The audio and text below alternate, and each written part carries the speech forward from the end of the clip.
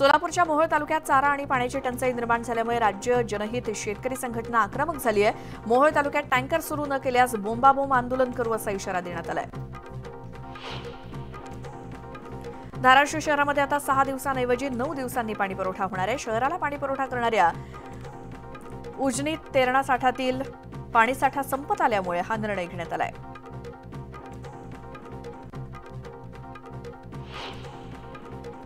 गोंदिया जिल्हा प्रशासनानं रब्बीतील धान खरेदीसाठी 79 धान खरेदी केंद्रांना मंजुरी दिली आहे। यापैकी 40 धान खरेदी केंद्र सुरू झाली असून आतापर्यंत एकूण 22,000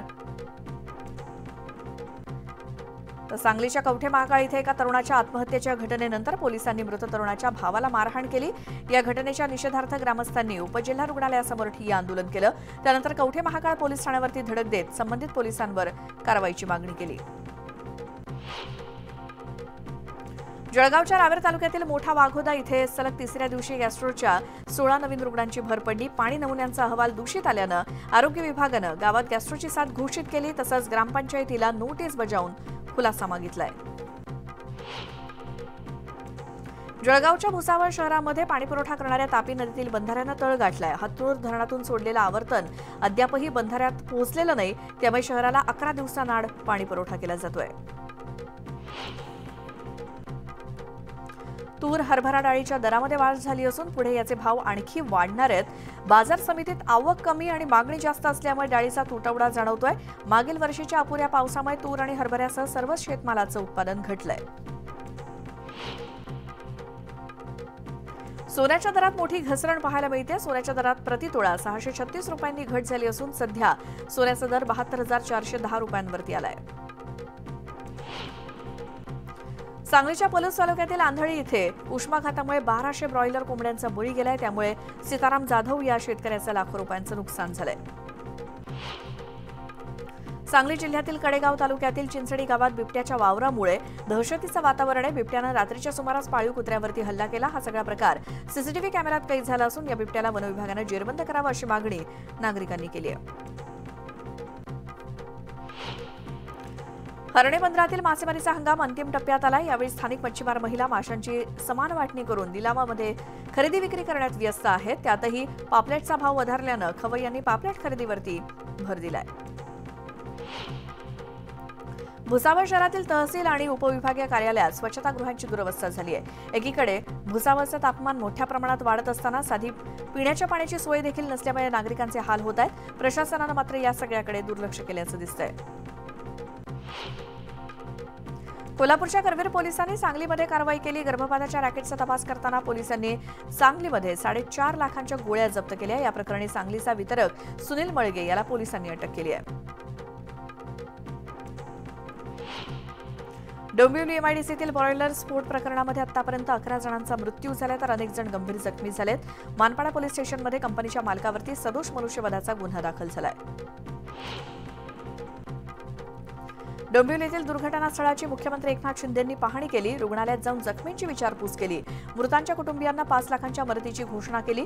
तर या प्रकरणी सदोष मनुष्यवधाचा गुन्हा दाखल करण्याच्या सूचना दिल्या। घातक रसायनं बनवणाऱ्या कंपन्या अंबरनाथ एमआयडीसीत हलवणार असल्याचं शिंदेंनी सांगितलं। पुण्यातल्या कल्याणी नगरमधील अपघात प्रकरणी अग्रवाल कुटुंब गोत्यात आलं। या प्रकरणी विशाल अग्रवालसह सुरेंद्र अग्रवाल तसंच अग्रवाल कुटुंबाच्या चालकाची देखील चौकशी करण्यात आली। विशाल अग्रवालच्या घराची झडती घेण्यात आली असून विशाल अग्रवाल यांचा फोन सुद्धा जप्त झालाय। सर्व आरोपींना आज कोर्टात हजर केलं जाईल। अफगाणिस्तान आणि दक्षिण पाकिस्तान मार्गे गुजरातच्या दिशेनं ताशी 35 ते 40 किलोमीटर वेगानं वाहणाऱ्या उष्ण वाऱ्यामुळे महाराष्ट्रातील कोकण आणि उर्वरित भागात बऱ्यापैकी उष्णता वाढली असून याचा त्रास पुढील आणखी काही दिवस होईल अशी शक्यता हवामान विभागानं वर्तवली आहे। मागील काही दिवसांपासून ठाण्यामध्ये तापमानाचा पारा चांगलाच वाढलाय। त्यामुळे ठाणे जिल्हा शासकीय रुग्णालयातील त्वचा विभागात सर्वाधिक घामोळ्याच्या रुग्णांची वाढ झाली आहे। शरीराला जास्तीत जास्त थंडावा देण्याचा प्रयत्न करा। बाहेर फिरताना भरपूर पाणी प्या, सुती कपडे वापरा, हिरव्या पालेभाज्या आणि पाणीदार फळं खाण्याचा सल्ला त्वचा तज्ज्ञांनी दिलाय। दक्षिण मध्य महाराष्ट्र, मराठवाडा, विदर्भातील जिल्ह्यात तुरळक ठिकाणी हलका ते मध्यम पाऊस पडण्याची शक्यता आहे। तर मुंबई आणि उपनगरात दमट वातावरण राहील। वाढत्या उकाड्यामुळे मुंबईला पाणीपुरवठा करणाऱ्या धरणातील पाण्याच्या पातळीत बाष्पीभवनामुळे घट होतीये। सध्या मुंबईला पाणीपुरवठा करणाऱ्या 7ही धरणांमध्ये केवळ 10.67% पाणीसाठा शिल्लक आहे। जळगावात महावितरण कंपनीचे गिरणा पंपिंग सबस्टेशन अंतर्गत महाबळ येथील कार्यालयात कर्मचाऱ्यांना विद्युत पुरवठा खंडित केल्याने एका अज्ञाताने त्याला बेदम मारहाण केली। यावेळी कार्यालयावरती दगडफेक सुद्धा झाली। या प्रकरणी रामानंदनगर पोलीस ठाण्यामध्ये तक्रार दाखल झाली आहे। जळगावच्या रामदेववाडी येथील अपघातातील आरोपींना घटनास्थळी मारहाण झाल्याचा व्हिडिओ सोशल मीडियात व्हायरल होतोय। 15 ते 20 जणांनी दोन्ही आरोपींना दगड लाथाबुक्क्यांनी मारहाण केल्याचे व्हिडिओ दिसतंय। जळगावच्या रामदेववाडी येथील अपघात प्रकरणातील आरोपींना जळगाव जिल्हा न्यायालयात हजर केलं जाईल। आरोपींना मुंबईतील रुग्णालयातून डिस्चार्ज मिळाल्यानंतर जळगाव पोलिसांनी 18 दिवसांनी त्यांना अटक केली आहे। रामदेववाडी येथील अपघातामध्ये 4 जणांचा मृत्यू झाल्याचं प्रकार हा दुर्दैवी आहे अशी प्रतिक्रिया मंत्री अनिल पाटील यांनी दिली। कायद्याच्या चौकटीवर सगळे सारखे असतात, त्यामुळे पोलीस योग्य ती कारवाई करतील असं अनिल पाटील म्हणाले। बुलढाणा जिल्ह्यातील खामगाव येथील जिल्हा परिषद शाळेत अचानक आग लागली। यात संपूर्ण शाळा जळून खाक झाली। सुदैवाने शाळेत विद्यार्थी नसल्यानं मोठी जीवितहानी टळली, मात्र अद्यापही आगीचं कारण अस्पष्ट आहे। बुलढाण्यातील लाखनवाडा घारोड रोडवरती बाईकला अज्ञात वाहनानं धडक दिली। या अपघातात 2 तरुणांचा जागीच मृत्यू झालाय। हिंदी बिग बॉस ओटीटीच्या 3ऱ्या सीझनबाबत महत्त्वाची अपडेट समोर आली आहे। या 3ऱ्या सीझनचं होस्टिंग सलमान खान करणार नसल्याचं समजतंय। त्याचप्रमाणे या सीझनच्या होस्टिंगसाठी अनिल कपूर यांचं नाव चर्चेत असल्याचं कळतंय। प्रसिद्ध डिझायनर रिंपल नरुलानं रणबीर कपूर सोबतचे काही फोटो सोशल मीडियावरून शेअर केलेत। यामध्ये रणबीरनं गुलाबी रंगाच्या टी-शर्टवरती राहा असं नाव लिहिल्याचं दिसतंय आणि रणबीरचे हे कस्टमाइज टी-शर्ट सध्या सर्वत्र चर्चेत येत आहे। तर रणबीरचं लेकीवरचं प्रेम पाहून सध्या नेटकरी कौतुकाचा वर्षाव करतायत। पश्चिम बंगालमधील कोलकाता येथील प्राणीशास्त्र उद्यानातील प्राण्यांसाठी खास सोय करण्यात आली आहे। प्राण्यांना उष्णता जाणवू नये म्हणून एअर कूलर बसवण्यात आले, तसंच प्राण्यांवरती स्प्रिंकलरद्वारे पाणी फवारलं जात आहे। मध्य रेल्वेवरील सीएसएमटीच्या फलाट क्रमांक 10 आणि 11चे विस्तारीकरणाच्या कामानिमित्तानं ब्लॉक घेण्यात आलाय आणि या ब्लॉकमुळे लोकल आणि मेल एक्सप्रेसच्या वेळापत्रकात मोठा बदल झाला असून त्यामुळे लोकल रेल्वेच्या प्रवाशांची गैरसोय होते। तर कोकण कन्या आणि मांडवी एक्सप्रेसचे थांबे रद्द केल्यामुळे प्रवाशांना शारीरिक आणि मानसिक त्रास सहन करावा लागतोय।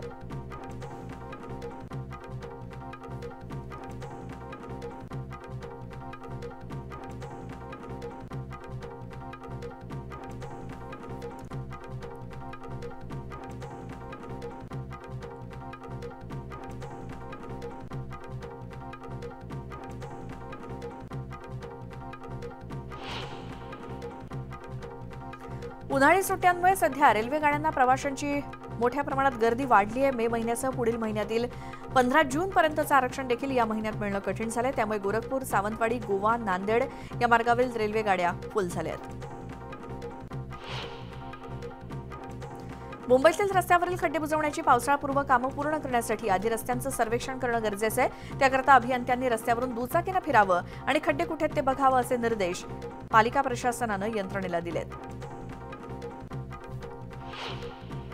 रेल्वेच्या हद्दीतील पावसाचं पाणी वाहून जाण्यासाठी असलेल्या कल्वर्टच्या सफाईची जबाबदारी पालिकेच्या अभियंत्यांवरती टाकण्यात आली आहे। रेल्वेकडून कल्वर्ट स्वच्छ करून घ्यावे आणि रेल्वेनं ते न केल्यास पालिकेच्या यंत्रणेकडून ते करून घ्यावं, तसंच कल्वर्ट स्वच्छ झाल्याचा अहवाल 31 मे पर्यंत द्यावा अशी जबाबदारी पर्जन्य जलवाहिन्या विभागातील अधिकाऱ्यांवरती देण्यात आली आहे। मुंबईकरांना मालमत्ता कर भरण्यासाठी शेवटचे 3 दिवस शिल्लक आहेत। त्यानंतर मालमत्ता करावरती प्रति महिना 2% आर्थिक दंड आकारण्यात येणार आहे। पालिकेनं 24 मे रोजी सकाळी 8 ते रात्री 10 वाजेपर्यंत तसंच 25 मे रोजी सकाळी 8 ते मध्यरात्री 12 वाजेपर्यंत नागरी सुविधा केंद्र सुरू ठेवण्याचा निर्णय घेतलाय। राज्य मंडळानं घेतलेल्या निर्णयानुसार शाळांमधील विद्यार्थ्यांना भाषा विषयाच्या अध्ययनात मनाचे श्लोक आणि भगवद्गीतेचा 12वा अध्याय पाठ करावा लागणार आहे। शिवाय मूल्य आणि स्वभाव वृत्ती या घटकांची ओळख करून देण्यासाठी मनुस्मृतीतील श्लोक पाठ करावा लागणार आहे। त्यामुळे हा निर्णय वादग्रस्त ठरू शकतो। घाटकोपर येथे होर्डिंग कोसळून झालेल्या दुर्घटनेच्या पार्श्वभूमीवर होर्डिंगबाबत धोरण ठरवण्यासाठी मुंबई महानगरपालिकेनं अतिरिक्त आयुक्त अश्विनी जोशी यांच्या अध्यक्षतेखाली 8 सदस्यांची समिती नियुक्त केली आहे। होर्डिंगचा आकार किती असावा याबाबत पालिकेनं धोरण आखून दिलंय। होर्डिंगचं धोरण काटेकोर करण्याची गरज असून त्यासाठी समितीची नियुक्ती केली गेली आहे। ठाणे महापालिकेने 31 मे पर्यंत नालेसफाईची कामं पूर्ण होण्याचा दावा केला होता, मात्र अद्यापही शहरातील सर्वच भागातील नाल्यांची सफाई झालेली काही दिसत नाही। लोकमान्य नगर, कामगार हॉस्पिटल, शास्त्री नगर, घोडबंदर, कळवा भागातील नालेसफाईच्या कामांचा पुरता बोजवार उडवल्याचं दिसतंय।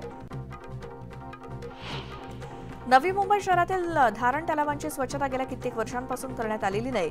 धारण तलावात आलेल्या कांदळवनामुळे गाळ काढण्यात अडचणी येत आहेत आणि त्यामुळे धारण तलावांमधून पाण्याचा योग्य निचरा व्हावा म्हणून पालिकेतर्फे सीबीडी येथील पंप हाऊस समोरील गाळ काढण्यास सुरुवात झाली आहे.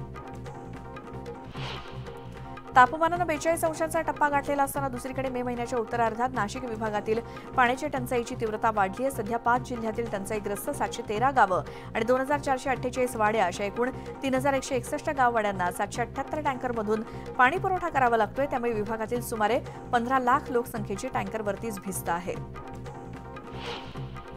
पुणे जिल्ह्यात यंदाच्या उन्हाळ्यात 13 पैकी 11 तालुक्यांमध्ये पिण्याच्या पाण्याची भीषण टंचाई निर्माण झाली आहे. सध्या 178 गावं आणि 1316 वाड्या वस्त्यांना 252 टँकरद्वारे पिण्याच्या पाण्याचा पुरवठा केला जातोय. मुंबई महापालिकेच्या उद्यान विभागानं मुख्य रस्त्यावरील दुभाजक अधिक आकर्षक करण्याचं काम हाती घेतले आणि त्यामुळे दुभाजकांमध्ये रंगीबेरंगी फुलं बहरणार असून प्रवास सुद्धा आल्हाददायक होणार आहे. बोदवड तालुक्यातील लोणवाडी येथील शेतशिवारातील रस्त्यांची परिस्थिती बऱ्याच वर्षांपासून खराब झाली आहे. या रस्त्याची पाणंद रस्ते म्हणून नोंद असली तरी दुरुस्ती न केल्यानं नागरिकांनी संताप व्यक्त केला. तर पावसाळ्यापूर्वी रस्ता दुरुस्त करावा अशी मागणी शेतकऱ्यांनी केली आहे. मावळातील पवना धरणाच्या बॅकवॉटरला असलेल्या मळवंडी ठुले या गावातील नदीत शेकडो मासे मृत झालेत. माशांच्या मृत्यूचं कारण शोधण्यासाठी पवना पाटबंधारे खात्यानं पाण्याचे नमुने पुण्यातील प्रयोगशाळेत पाठवलेत. जळगावच्या चोपडा परिसरात उन्हापासून पिकांच्या संरक्षणासाठी सनस्ट्रीटची लागवड करण्यात आली आहे. केळी आणि पपईची पिकं वाचवण्यासाठी शेतकऱ्यांची धडपड सुरू असल्याचं दिसतंय. आंतरराष्ट्रीय बाजारात सोयाबीन आणि सोया तेलच्या भावातील चढउतार सुरूच आहेत. देशातील बाजारात रोज 50 रुपयांपर्यंतचे चढउतार दिसत आहेत. सरासरी दर पातळी 4500 रुपयांच्या दरम्यान आहे. सोयाबीनच्या भावातील चढउतार आणखी काही दिवस दिसू शकतात असा अंदाज अभ्यासकांनी वर्तवलाय. टोमॅटोचा बाजार मागील काही आठवड्यांपासून दबावातच आहे. बाजारात आवक वाढत असल्याचा परिणाम दरावरती दिसून येतोय. टोमॅटोचा भाव काही बाजारांमध्ये अगदी 500 रुपये प्रति क्विंटलपासून सुरू होतोय, तर देशातील बाजारांमध्ये टोमॅटोचे भाव सरासरी 900 ते 1100 रुपये प्रति क्विंटलच्या दरम्यान आहेत.